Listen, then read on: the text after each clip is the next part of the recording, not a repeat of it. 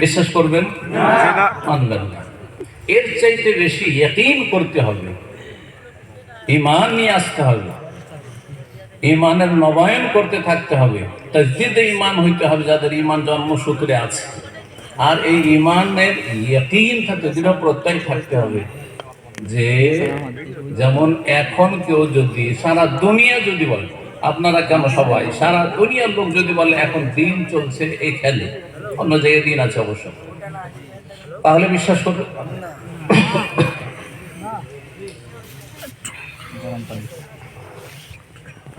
আপনারা এই সময় যদি কেউ দিন বলে বিশ্বাস করবেন না, ঠিক না?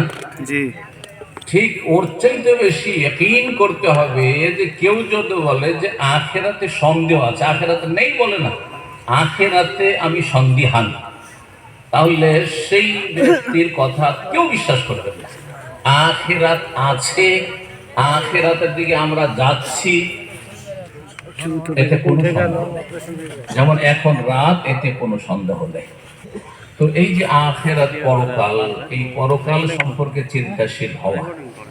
আজকে দু চারটি কথা যেটুকু আমি বলবো, আলোচনা অনেক শুনে নিয়েছেন আলহামদুলিল্লাহ। আমাদের আমির মোহতারাম যেই কথাটি বলেছেন, যেই নসিহতটি, সেটি হচ্ছে আমল করা বাকি আছে। এই কথাটি আমি বলছি যে দেখেন, যথেষ্ট জানেন আপনারা, যথেষ্ট শুনে নিয়েছেন, কিন্তু আমলে সবচাইতে বেশি ত্রুটি। আর বিশেষ করে আমরা যারা আহলে হাদিস দাবিদার, আহলে হাদিস দাবিদার, কিন্তু কতটা আমরা আহলে হাদিস আকীদা মানহাজের বাস্তবায়ন করছি, সেটা পালন করছি, এটা বড়ই চিন্তার বিষয় এবং আত্মপর্যালোচনার বিষয়, মুহাসাবাতে নফসের বিষয়। মুহাসাবা করতে হবে যে আসলে কি আমি আহলে হাদিস, আকীদায়ে আহলে হাদিস, মানহাজে আহলে হাদিস, ইবাদত বন্দেগীতে আহলে হাদিস, আখলাকে আহলে হাদিস, মুআমালাত আহলে হাদিস, আল্লাহর হকের ক্ষেত্রে আহলে হাদিস, মানুষের সাথে আচার, আল্লাহর সৃষ্টির সাথে আচরণ ক্ষেত্রে আহলে হাদিস, মুসলিমদের সাথে আচরণে আহলে হাদিস, অমুসলিমদের সাথে সদ আচরণে আহলে হাদিস। জি, আহলে হাদিস সার্বিক জীবনে আহলে হাদিস হইতে হবে। আল্লাহ রাব্বুল আলামিন যেন আমল করার তৌফিক দান করেন। আহলে হাদিস মানে যারা কোরআন সুন্নাহর অনুসারী, কোরআন সুন্নাহওয়ালা। সুতরাং কোরআন সুন্নাহওয়ালা হইতে হবে সার্বিক জীবনে। মহান আল্লাহর কাছে দোয়া করে আল্লাহ আমাদের সকলকে তৌফিক দান করেন। এই দু চারটি কথা বলবো, আমলের দাওয়াত দিয়ে শুরু করছি। আল্লাহ রাব্বুল আলামিন আখিরাত সম্পর্কে কোরআনে কারীমে বহু আয়াত, আল্লাহ রাব্বুল আলামিন বহু আয়াত আল্লাহ রাব্বুল আলামিন রয়েছে, যেই আয়াতগুলিতে আখিরাতের কথা বিভিন্নভাবে স্মরণ করিয়েছে। একটি আয়াত, ছোট্ট আয়াত পাঠ করেছি, সূরাতুল ইসরা, সূরা বনী ইসরাঈল, আয়াত নম্বর 10। আল্লাহ রাব্বুল ইরশাদ করেছেন, ওয়া আন্নাল্লাযীনা লা ইউমিনুনা বিল আখিরাহ আ'তাদনা লাহুম আযাবান আলীমা। নিঃসন্দেহে যারা আখিরাতে বিশ্বাসী নয়, লা ইউমিনুনা বিল আখিরাহ, আখিরাতে অবিশ্বাসী, বিশ্বাসী করে না, অস্বীকার করে অথবা সন্দিহান, আ'তাদনা লাহুম, তাদের জন্য আমি প্রস্তুত রেখেছি আযাবান আলীমা, মর্মান্তিক শাস্তি, বেদনাদায়ক শাস্তি আল্লাহ রাব্বুল তৈরি করে রেখেছেন। তাহলে স্পষ্ট কথা, কোন মানুষের, কোন ব্যক্তি যদি আখিরাতের বিশ্বাস সম্পর্কে সামান্যতম সন্দেহ থাকে, তাহলে তার জন্য মহাশাস্তি তৈরি হয়ে রয়েছে।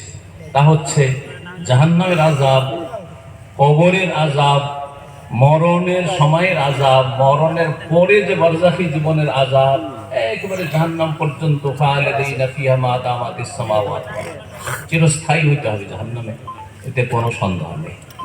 আখিরাতের প্রতি ঈমান, পরকালের প্রতি বিশ্বাস, এটি ঈমানের একটি গুরুত্বপূর্ণ রুকন। ঈমানের রুকন কয়টি?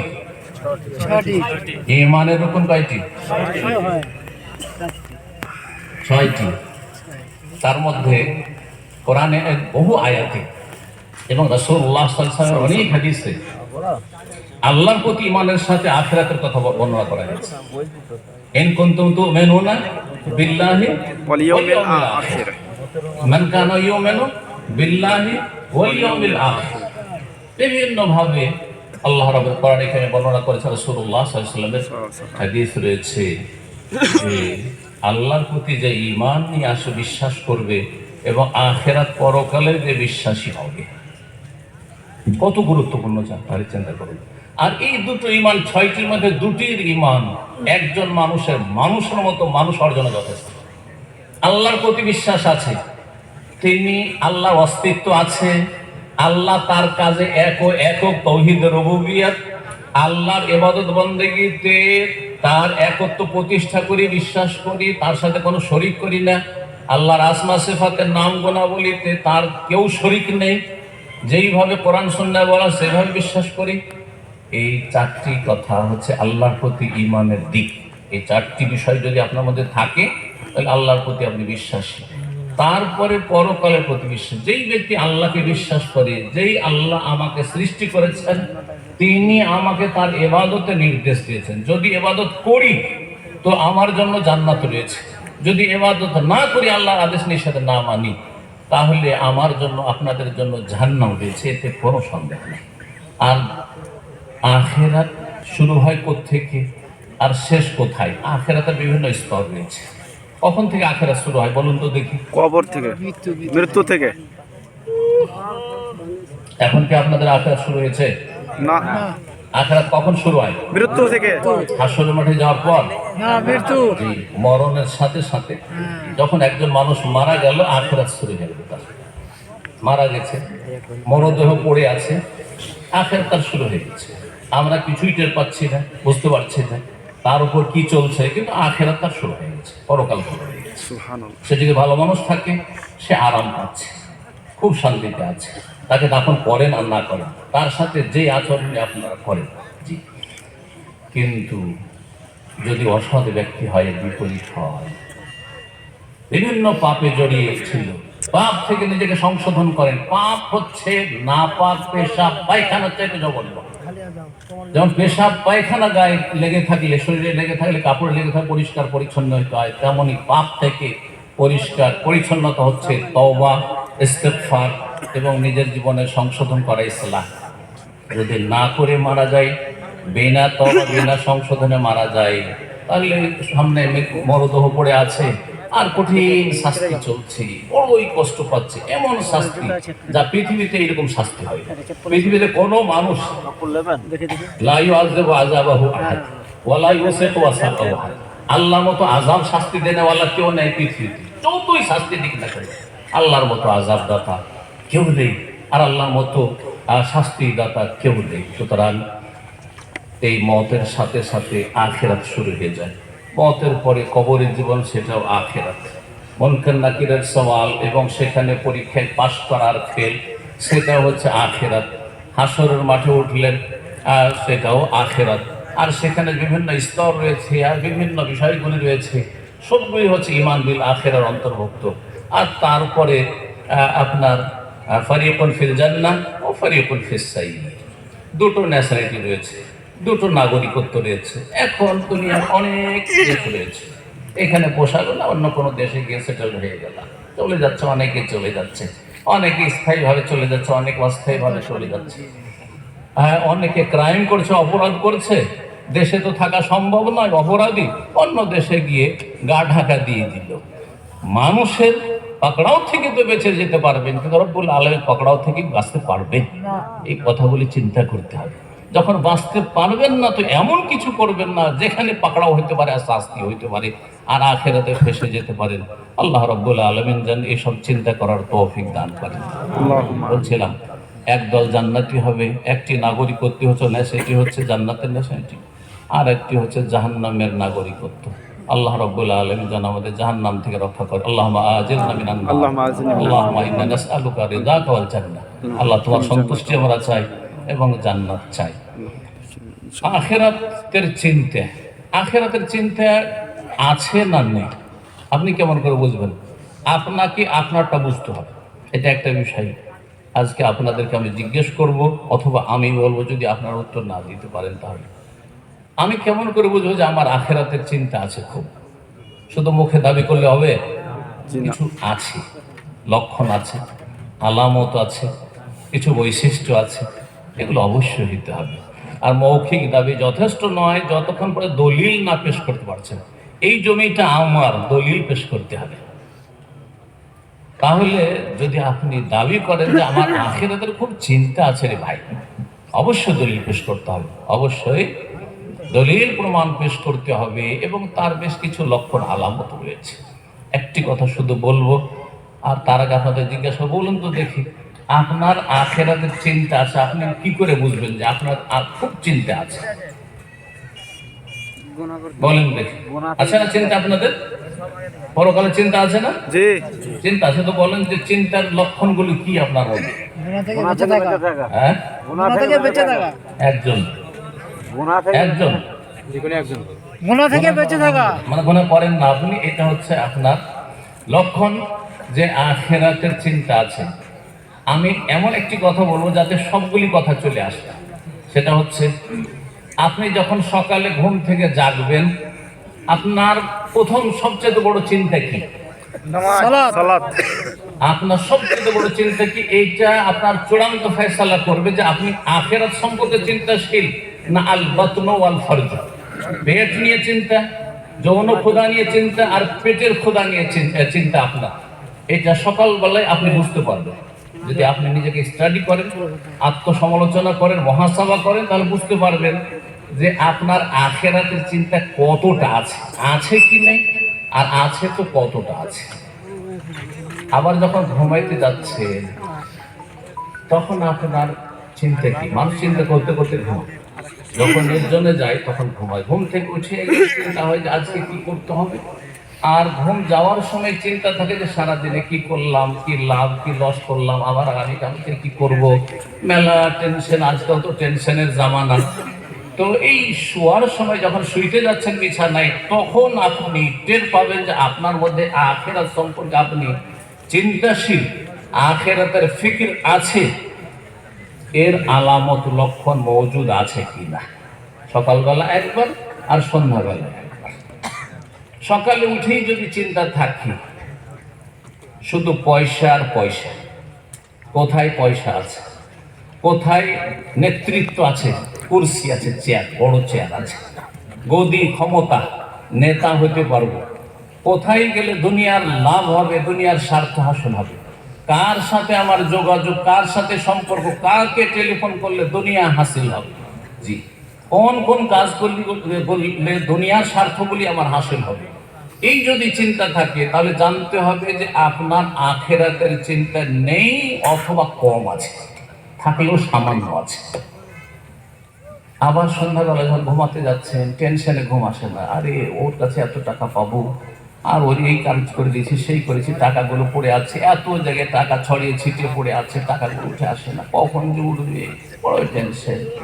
অথবা অমুকের সাথে আমার আক্রোশ আছে, শত্রুতা আছে, বিদ্বেষ আছে, হিংসা বরদাস্ত করতে পারছেন না, ইত্যাদি ইত্যাদি, তা নিয়ে মেলা টেনশন, আর তারপরে গায়ের জ্বালা, আর মনে অশান্তি, দুনিয়া আর দুনিয়া, দুনিয়া আর দুনিয়া। তাহলে জানতে হবে যে আপনার আখিরাতের ফিকির নেই, অথবা সামান্যতম আছে। আপনার চিন্তা শুধু পেট আর দুনিয়ার স্বার্থ আর স্বার্থ। আশা করি বিষয়টা বুঝছে। এখন সবাই নিজের মহাসভা কিন্তু করতে পারবে যে আখিরাত সম্পর্কে আপনার চিন্তা কতটা আছে। নবী করিম সাল্লাল্লাহু আলাইহি ওয়াসাল্লাম যখন কয়েকটি দাড়ি সাদা হয়ে গেছিল, চুল সাদা হয়েছিল সামান্য কয়েকটি হাতে গোনা, তখন সাহাবাকে জিজ্ঞাসা করলেন, ইয়া রাসূলুল্লাহ, সিদ্ধা ইয়া রাসূলুল্লাহ, আপনি তো বুড়ো হয়ে গেলেন, দাড়ি সাদা হতে লাগলো, চুল সাদা হতে লাগলো, কি বলেছেন নবী সাল্লাল্লাহু আলাইহি ওয়াসাল্লাম? সাইয়াবাতনি হুদ ওয়া আখাওয়াতুহা। সুবহানাল্লাহ। এই সূরা হুদ আর সূরা হুদের মতো যে সূরাগুলি রয়েছে, যে সূরাগুলিতে আখিরাতের দৃশ্যের কথা তুলে ধরা হয়েছে, আল্লাহর আযাব শাস্তির কথা তুলে ধরা হয়েছে, কিয়ামতের ভয়াবহতার কথা তুলে ধরা হয়েছে, এসব চিন্তা আমার দাড়িকে পাকিয়ে দিল। সুবহানাল্লাহ। এরকম কথা কেউ বলেন? আজকালকার লোকেরা বলে আমার দুশ্চিন্তাতে দাড়ি পেকে গেল, আমার টেনশনে দাড়ি পেকে গেল, আমার এত বোঝা, দুনিয়ার বোঝা, এই ভাইয়ের বোঝা, তো বোনের বোঝা, আর এই সেই করতে করতে আমার এই আর্থিক সংকটে আমার চিন্তাতে দাড়ি পেকে গেল। বলছেন না? বলছেন। তাহলে আপনারা আখিরাত মুখী না দুনিয়া মুখী? চিন্তা করুন।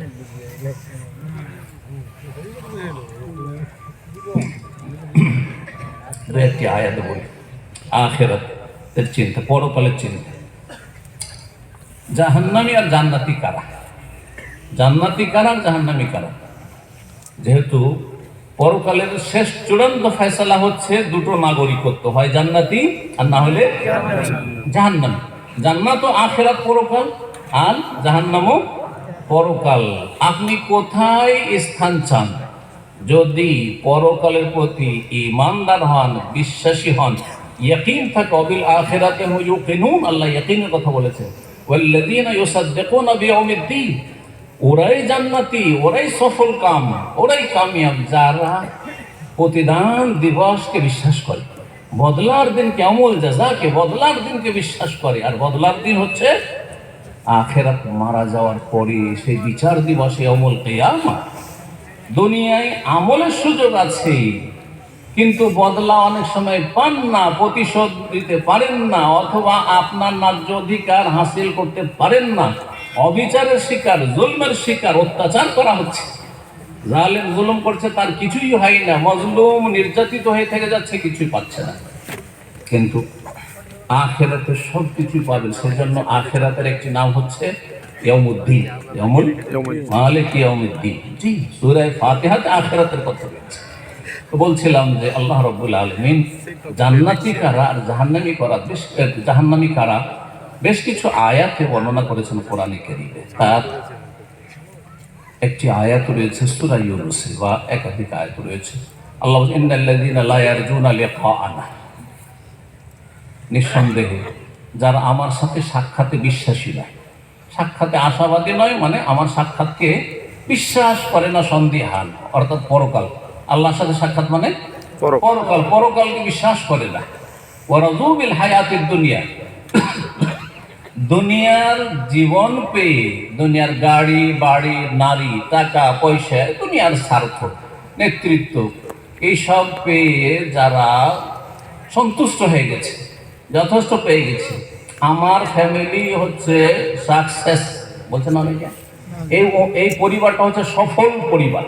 তাকে বলা হচ্ছে যারা দুনিয়ার অনেক উন্নতি করেছে, যাদের বাড়িও আছে, গাড়িও আছে, ও নারীও আছে, আর যা ইচ্ছা তাই করতে পারছে, তাদের হাতে চূড়ান্ত সিদ্ধান্ত, তারা যা ইচ্ছা তাই মানুষের ক্ষেত্রে সিদ্ধান্ত নিচ্ছে, এরা হচ্ছে সফল। দুনিয়া যত উন্নতি করুক, এগুলোকে সফলতা বলা হচ্ছে। আখিরাতের পরকালের উন্নতিকে আজকালকার কোনো মানুষ সফলতা বলে না। এমনকি আল্লাহ রহম করে আলেম সমাজ, মাদ্রাসায় পড়া ছাত্র, তারাও মনে করে যে যদি পয়সা হয়ে যায়, বাড়ি হয়ে যায়, গাড়ি হয়ে যায়, আর সুখের সামগ্রী, দুনিয়ার সামগ্রী, যে ভোগের সামগ্রী হাসিল করলে, এটি হচ্ছে আসল সফলতা। একজন যদি এমবিবিএস ডাক্তার হয়ে যায়, এই ফ্যামিলি সফল। ইঞ্জিনিয়ার হয়ে গেছে, সফল। সবগুলি জেনারেল শিক্ষিত, সফল ফ্যামিলি, সফল পরিবার। আর যদি ছেলে মেয়েরা সবগুলি হাফেজ হয়ে যায়, আলেমে দিন হয়ে যায়, দিনের দায়ী হয়ে যায়, দিনের খাদেম হয়ে যায়, নেক সৎ জীবন যাপন করে, সলেহীন মুসলেহীন হয়ে যেতে পারে। সলেহীন হয়ে গেলে অনেকটা ভালো হইল, কিন্তু সেটা যথেষ্ট নয়। কিন্তু মুসলেহীন যদি হয়ে যেতে পারে, সংস্কারক যদি হয়ে যেতে পারে, নিজেরও সংশোধন করে, ইউসলিহ নাফসা ওয়া ইউসলিহ গায়রা, আর অন্যরা যদি সংশোধন করতে পারি, সবচেয়ে বড় যে সফলতা দুনিয়াতে, যে সে সলেহ হতে পেরেছে, মুসলিহ হতে পেরেছে, তার পরিবারের সবাই নেক, এবং সবাই নিজের ইসলামের সাথে সাথে অন্যের ইসলামের চেষ্টা করে, এটি হচ্ছে সফল পরিবার। এই চিন্তা কয়টা লোকের আছে? আমি তো মনে করি না যে আজকাল এরকম লোক খুঁজে পাওয়া যাবে। আল্লাহ রাব্বুল আলামিন আমাদের রহম করেন, আল্লাহ আমাদের ত্রুটিগুলি মাফ করেন, এবং আখিরাত মুখী হওয়ার জন্য আল্লাহ রাব্বুল আলামিন তৌফিক দান করেন। বলছিলাম সেই আয়াতটির কথা, একটু বড় ইন্নাল্লাযীনা লা ইয়ারজুনা লিকাআনা ওয়া রাযু বিল হায়াতিদ দুনিয়া ওয়া তামান্নু বিহা, দুনিয়া পেয়ে সন্তুষ্ট হয়ে গেছে, ওয়া তামান্নু বিহা, আর খুব প্রশান্তি লাভ করছে, আর কি নাকে তেল দিয়ে ঘুমাচ্ছে। আজকাল এমনও মানুষ দেখছি, আর তাদের সংখ্যা সবচেয়ে বেশি, এত টাকা, তারপর হালাল হারাম কোনখান থেকে আসছে দেখার কোনো প্রয়োজন নেই। 14 পিঁড়ি খাবে, 14 পুরুষ খাবে, তার ছেলেরা, তার ছেলেদের ছেলেরা, ছেলেদের ছেলেরা 200-300 বছর বসে বসে খাবে, তারপরে মনে হচ্ছে খাই, হালমিন মজিদ, আর আছে কিনা টাকা, আল্লাহু আকবার। এ হচ্ছে অবস্থা। এটি কি পরকাল সম্পর্কে চিন্তাশীল হও? অরাজুবিল হায়াতিদ দুনিয়া দুনিয়া পেয়ে শান্তি লাভ করেছে, এতেই শান্তি, সুখের সামগ্রী পেয়ে গেছি। والذين إن الذين لا يرجون لقاءنا ورضوا بالحياة الدنيا واطمأنوا بها والذين هم عن آياتنا غافلون। আর আমার বিধান থেকে গাফিল, উদাসীন হয়েছে। কোরআনে আল্লাহ কি বলছেন আমাকে? ইয়া আইয়ুহাল্লাযিনা আমানু বলে কি বলছেন? ইয়া আইয়ুহান নাস, হে মানব সকল বলে কি সম্বোধন করছেন? আমাকে কি করতে বলা হয়েছে দৈনন্দিন? আমাকে কি থেকে বারণ করা হয়েছে?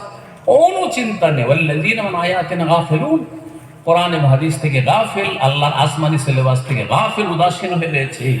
উলাইকা মাওয়াহুমুন নার, এদের জন্যই এদের বাসস্থান হচ্ছে জাহান্নাম, এদের ঠিকানা হচ্ছে জাহান্নাম। তাহলে ভালো করে চিন্তা করেন যে জাহান্নামী কারা? পরকালে বিশ্বাসী নয়, সন্দেহান, পরকাল সম্পর্কে একেবারে উদাসীন, দিনের বিধান থেকে উদাসীন, দুনিয়া পেয়ে খুব সন্তুষ্ট, আমোদ ফুর্তিতে রয়েছে। তাহলে উলাইকা মাওয়াহুমুন নার বিমা কানু ইয়াকসিবুন, তাদের পরিণাম হচ্ছে, বাসস্থান হচ্ছে জাহান্নাম, তাদের কৃতকর্মের কারণে, তাদের কর্মফল স্বরূপ। সূরা নাজিয়াতে কয়েকটি আয়াত রয়েছে, সেই আয়াতগুলো বলে নিই। আল্লাহ রাব্বুল আলামিন ইরশাদ করেছেন আয়াত নম্বর 37 থেকে 41 পর্যন্ত, ফাআম্মা মান তাগা ওয়া আসারাল হায়াতাদ দুনিয়া ফাইন্নাল জাহিমা হিয়াল মাওয়া। শোনো, মানুষের মধ্য থেকে যারা তাগা, সীমা লঙ্ঘন করবে, বাড়াবাড়ি করবে, আল্লাহর হকের ক্ষেত্রে সীমা লঙ্ঘন করবে, মানুষের হকের ক্ষেত্রে সীমা লঙ্ঘন করবে, প্রাণীর ক্ষেত্রে সীমা লঙ্ঘন করবে, যে কোনো ক্ষেত্রে সবকিছুর হক রয়েছে। আমাদের আশেপাশে যা কিছু আছে, যেমন আল্লাহর হক রয়েছে, আল্লাহর সৃষ্টির হক আমাদের উপর রয়েছে। ফাআম্মা মান তাগা, যারা সীমা লঙ্ঘন করবে, তারা হচ্ছে তাগুত, তারা হচ্ছে তাগুত, না হয় তাগুতের পূজারী। ফাআম্মা মান তাগা ওয়া আসারাল